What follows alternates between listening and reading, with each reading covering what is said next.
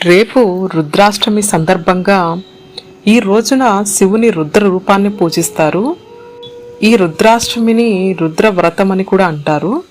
శివపురాణం ప్రకారం ఈ రోజున ఉపవాసం పాటించడం మరియు ఆ శివుని యొక్క రుద్ర రూపాన్ని పూజించడం ద్వారా సకల దోషాలు తొలగిపోతాయని నమ్ముతారు.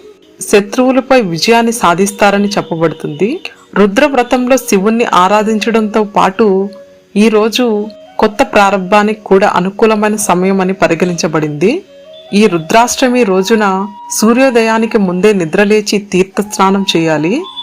కొన్ని కారణాల వల్ల అది సాధ్యం కాకపోతే స్నానం చేసే నీటిలో కొన్ని చుక్కల గంగాజలం మరియు నల్ల నువ్వులను కలిపి ఇంట్లోనే స్నానం చేసుకోవాలి. ఈ నీటితో స్నానం చేయడం తీర్థస్నానంతో సమానం. స్నానం చేసిన తర్వాత రుద్రాక్ష జపమాల ధరించి గంధ తిలకంతో పాటు తల